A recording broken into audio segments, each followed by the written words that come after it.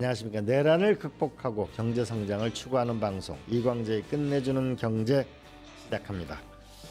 오늘은 내년에 한국 경제의 성장률을 전망하는 시간입니다.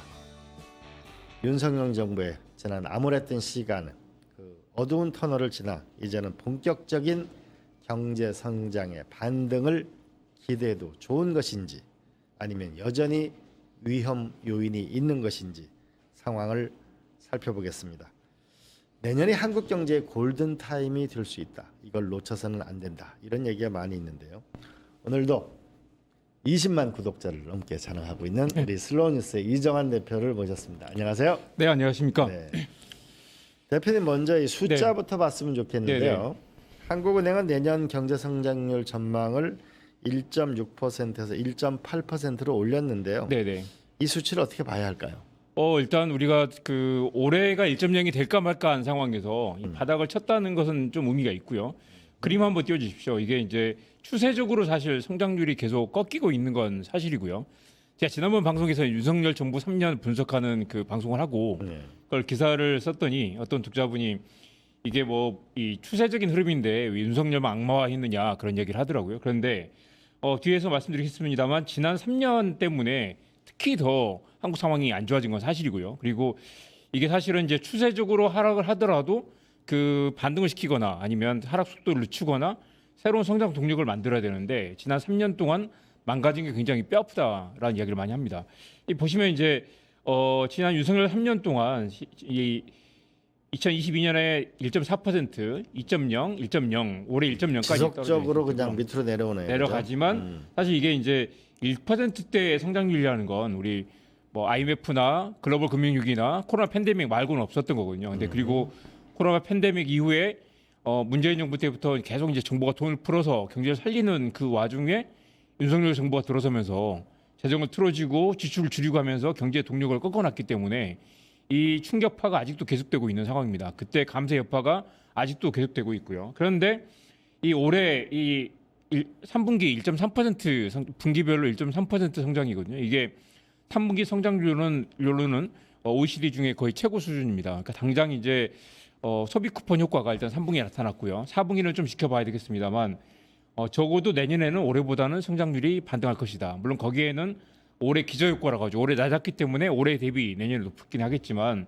그래도 이 수치를 보면 급격히 추락하다가 그래도 반등의 계기를 만들었다. 내년에 이제 이걸 추세를 바꾸면 2027년, 2028년까지도 새로운 기회를 모색할 수 있을 텐데 윤석열 정부가 다행히 3년에 끝났기 망정이지 이게 추세의 흐름을 바꾸지 못했다면 한국 경제가 근본적인 진짜요. 네. 이 그림도 한번 보십시오. 이게 볼 때마다 충격적인데요. 일본이 빨간색이 일본이죠. 1년 GDP가 우리 잃어버린 30년 말하는 것처럼 1990년대부터 계속 그 자리입니다. 계속 그 자리고 성장하지 못한 상태에서 멈춰버린 상태죠. 그런데 보면 이 연두색이 대만인데요. 대만이 이미 작년부터 한국 1인당 GDP를 뛰어넘었고요. 그러게요. 2030년까지 가파르게 뛰어오를 거라고 합니다. 지금 이게 이제 올해부터는 이제 IMF 전망인데 이 전망만 봐도 이 첨단 산업 TSMC가 주도하는 대만의 경제와 성장 산업이 없는 일본과 얼마나 이 차이가 있는가를 볼 수 있습니다. 우리도 정말 경각심을 가져야 되겠네요. 네네. 그죠?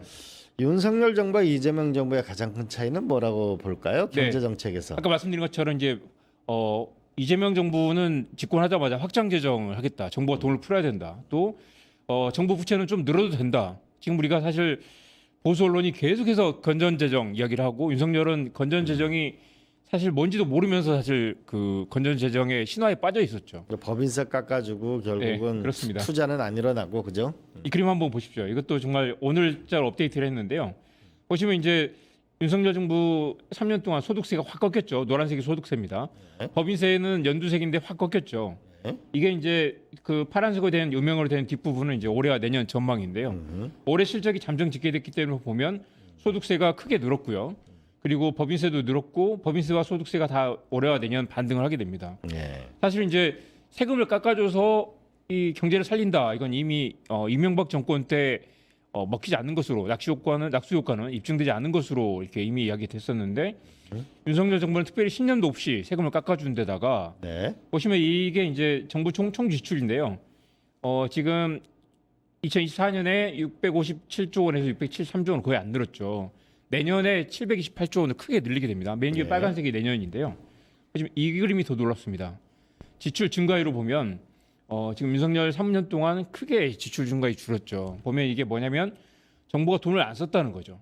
사실 정부가 세금을 많이 걷어서 제때 써야 경제가 돌아가는데 정부가 경제 3주체 중 하나잖아요. 그런데 지금 소비가 줄고 수출이 내리막을 걸었던 지난 3년 동안 정부까지 돈줄을 틀어지면서 경제가 망가졌는데 다행히 이제 맨 위에 빨간색 오른쪽 빨간색이 내년 예산인데요. 내년에는 지출을 크게 늘리는 방향으로 잡고 있습니다. 근데 또 일부터 경제 전문가들은 그레이스 스완이 온다라고 경고하고 있는데 네네. 이제 회색 백조라는 말인데 이건 네. 무슨 뜻이죠?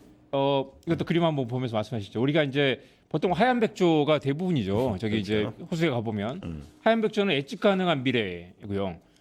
블랙스완이라고 하면 예측할 수 없는데 엄청난 충격이 있는 그런 경제 현상을 말합니다. 그레이 스완이라는 건 예측할 수 없지만 알려져 있지 않지만 어느 정도 예측할 수 있는 지금 당장 우리 올해 보면 이제 관세 협상이 마무리가 됐고요.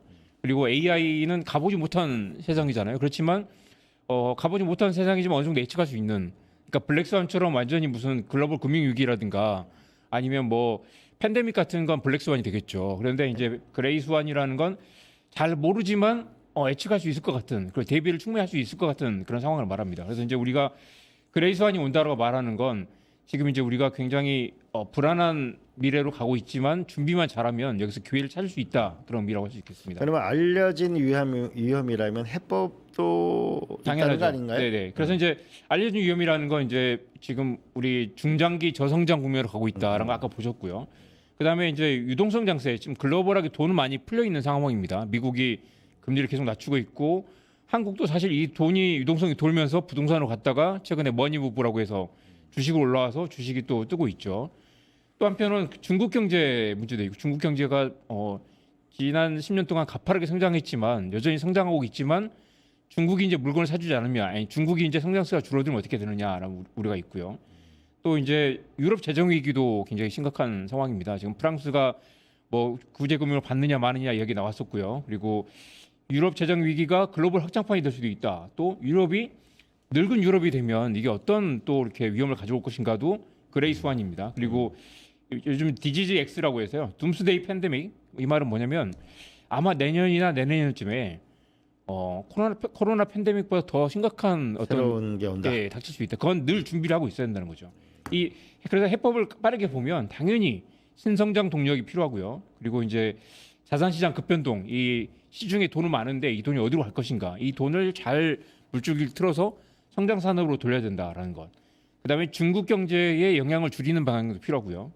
그리고 이제 재정을 잘 확충해서 이걸 성장 산업으로 돌리는 방안. 그다음에 팬데믹 같은 위험은 우리가 한번 경험했기 때문에 이 락다운 상황에서도 작동할 수 있는 새로운 시장 시스템을 만들어야 된다라는 것들이 이 알려진 위험이고 대처만 잘하면 여기서 새로운 기회를 찾을 수도 있다라는 얘기가 나옵니다. 근데 시중의 그 말씀을 들어보면 이게 IMF 때보다 더 어렵다. 네, 그렇습니다. 그 반도체와 조선 빼놓으면은 흑자나는 기업이 별로 없다. 이게 착시 현상이다.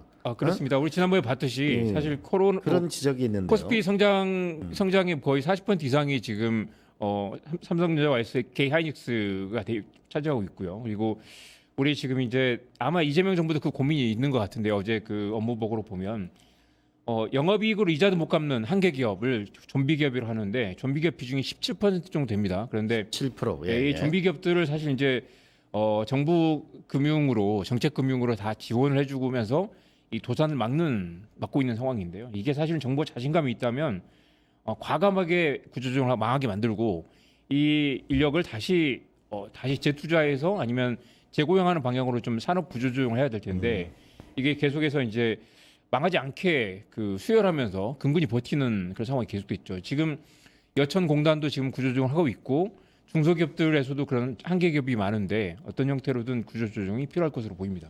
경기가 좋을 때는 이게 구조조정이 쉬운데 경기가 어려울 때 구조조정을 하면 이제 경기가 낙하하는 측면이 있잖아요. 그렇습니다. 그죠? 네. 지금 아마 건설업도 지금 한국 경제 이 성장률 부진의 이유 중 하나가 또 건설업인데요. 건설업이 지금 이제 지난 몇 년 동안 계속 내리막을 걸었고 이 그림도 한번 보여주십시오. 지금 내년 성장 전망 중에 한국은행 보고서에 나온 그림인데요. 왼쪽은 요인별로 나타낸 거고 오른쪽은 지출 부분인데요. 보면 건설 경기가 0.15% 포인트를 끌어내렸어요. 그리고 나머지 올라간 것 중에는 이제 이재명 정부 확장 재정, 그다음에 중미, 미국, 중국 갈등 완화, 그다음에 에이펙 효과도 0.1% 정도 되고요.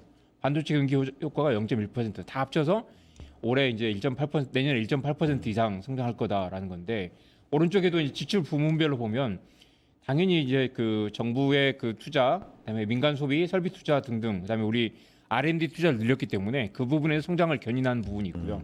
여전히 건설 투자는 0.15% 포인트 정도 성장률을 깎아내리는 효과라는 거죠. 그래서 이제 우리가 건설이 무너지는 건 어쩔 수 없고 이쪽 혁신 분야, 첨단 설비 투자 쪽에서 성장을 견인하는 전략이 필요하다는 겁니다. 결국 정부 투자도 중요해 보이고 또 하나는 에이펙 같은 경우가 국제적인 신인도를 높인 네. 거겠죠. 예. 근데 또 하나 보면은 그럼 이재명 정부의 확장 재정 원칙이라는 건 확고한가요? 효과가 어느 정도 있는가요? 예를 들면 10조 원 투입하면 어느 정도 경제 성장 효과가 있다든지. 그렇습니다. 그래서 이제 2029년까지 그러니까 이제 계속해서 이제 그 정부가 재정 지출 늘려가지고 경제를 확장하려는 그런 이제 지출을 보이고 있는데요. 계속해서 이제 시너지 효과를 일으킬 것으로 보고 있습니다. 근데 결국은 이 잠재 성장률을 일으키려면은 결국은 IMF 때를 보면요. 네. 결국 금모기 운동, 국민들의 마음을 하나로 모으고 또 하나는 IT라는 벤처 스타트업이 대거 등장해서 네네. 여기에 연기금을 집어넣어서 주식시장으로 돈이 가가지고 결국 이제 이 IMF를 극복했는데 네. 이 신산업을 일으켜야 되고 결국 투자가 결합돼야 되고 이게 일어나야 될 텐데 이건 네. 어떻게 하죠? 그렇습니다. 지금 이것도 한국은행 보고서인데 잠깐 그림 한번 보고 가겠습니다. 이 왼쪽은 이게 이제 가계 신용, 그러니까 사실 이 대부분이 부동산 대출인 거예요. 오른쪽은 이제 기업 투자인데요. 보시면 이제 가계 신용 부동산에 돈이 들어가면 성장률이 이렇게 살짝 오른쪽으로 또 꺾이죠. 그리고 이제 오른쪽 그림을 보시면 기업에 투자를 하면 성장률이 장기적으로 오르는 그런 모습을 보입니다. 그래서 이제 이 그림도 보시면 한국은 사실 이제 그 가계 부채가 기업 부채보다 훨씬 더 많은 양상. 그래서 이제 한국이 이게 55% 정도 되고요. 43개국 평균 62% 정도 되는데, 그러니까 부동산에 쏠린 돈을 기업으로, 그다음에 이걸 첨단 설비 투자나 혁신 투자, 그다음에 요즘 같으면 AI 투자에 쏟아 넣으면 어느 정도 상당 부분 이제 그 시너지 효과를 일으킬 수 있다. 이 그림도 한번 보십시오. 아까 대만 이야기 나왔었지만 오늘자로 업데이트를 한 겁니다. 보시면 이제 한국의 GDP, 대만의 GDP가 각각 한국이 대만보다 GDP가 2배 이상인데 삼성과 TSMC를 보면 TSMC가 거의 3배 정도, 그다음에 TSMC의 시가총액은 대만의 시가총액의 2배 이상 되는 정도, 거의 한국의 GDP와 맞먹는 정도로 시가총액이 늘어났고요. 실제 대만에 가서 보면 이제 TSMC 하나만 잘 나가는 게 아니라 TSMC 생태계가 수많은 중소기업들로 이어지고 반도체 생태계를 만드는 그런 모습을 볼 수 있습니다. 그래서 이제 이런 혁신 산업, 한국은 이제 대만보다 사이즈가 크기 때문에 정확히 TSMC 모델, NC 모델을 가긴 어렵겠지만 지금 이재명 정부가 주도하고 있는 AI, 그다음에 첨단 산업 투자, 설비 투자, 그다음에 어떤 그런 이제 새로운 공급망의 구축에 대한 그런 그 구상들이 제대로 이루어진다면 여기서 새로운 기회를 맞을 수도 있다라는 전망이 나옵니다. 그 조금 전에 결국 이제 부동산으로 돈이 가게 되면은 경제 성장은 떨어지고 네, 기업과 혁신 투자로 일어나게 되면 경제 성장률이 일어난다 이런 네네. 얘기를 하셨는데 일단 그 경제 성장 문제는 뒤로 밀어놓더라도 내년에 부동산이 오를까요 떨어질까요? 내년 부동산은 사실 다들 지금 이제 관심이 많으시겠지만 부동산 대한건설정책연구원 이 그림만 보십시오. 건설정책연구원 그 자료에 따르면 분석에 따르면 이게 지금 이제 지난 25년 동안 그래프인데요. 강남 집값은 지금 이제 거의 18억 원 가까이 평균 올랐고요. 근데 내년에도 2~3% 정도 그 서울 집값은 오를 거다. 그리고 서울이 아닌 다른 수도권이 아닌 다른 지역은 1% 정도 떨어질 거다라는 전망을 하고 있고요. 그 말은 뭐냐면 지금 이제 우리가 문재인 정부 때도 그렇고 지금 이재명 정부 올해 연도별로 하면 2025년이 역대 지난 30년 동안 가장 그 아파트 가격이 많이 오른 해가 될 거라고 합니다. 그런데 이제 부동산을 사실 공급을 늘린다고 하지만 인위적으로 잡는 건 매우 어렵다. 그리고 어떻게 보면 이재명 정부도 어느 정도 이제 그 집값 상승에 대한 이 집값 상승을 용인하면서 예. 투자 집값 상승에 대한 기대를 어느 정도 그 접게 만드는 형태로 좀 이렇게 그 이 프레임을 바꿔야 된다라는 얘기를 많이 하는데요.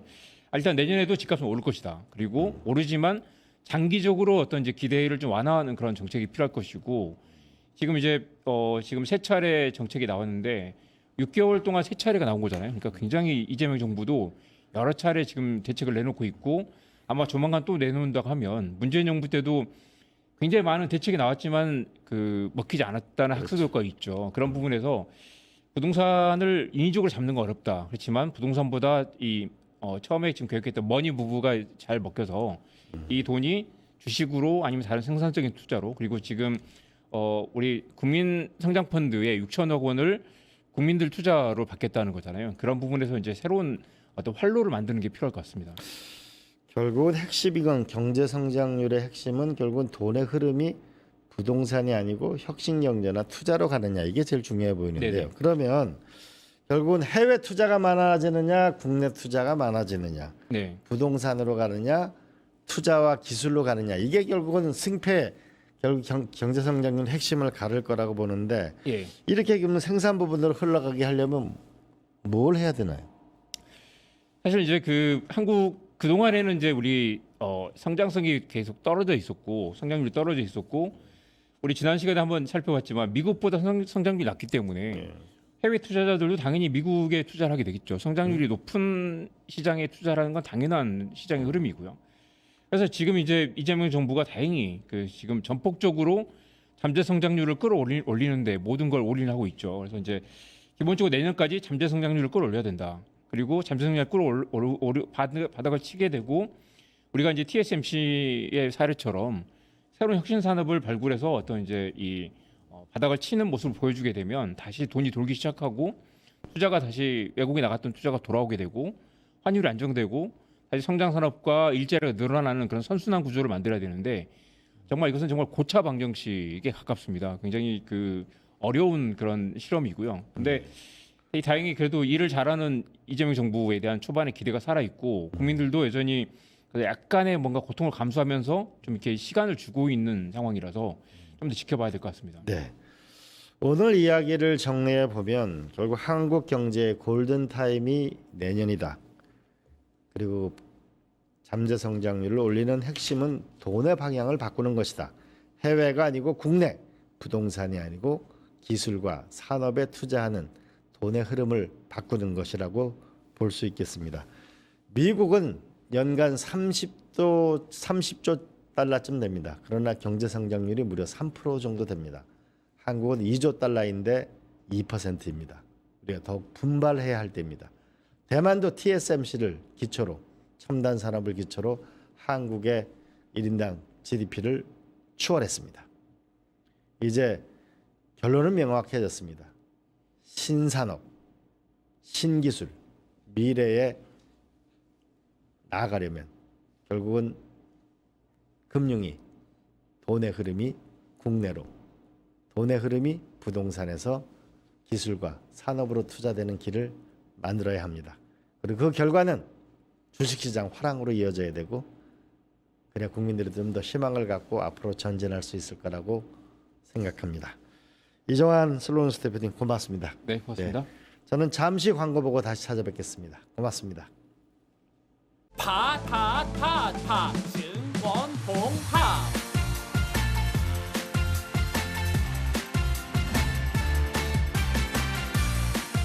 이제 저녁 8시 30분 퇴근 후 퀴즈 한판 혼자 하지 마세요. 같이 해요. 매일 저녁 8시 30분 많은 참여 바랍니다.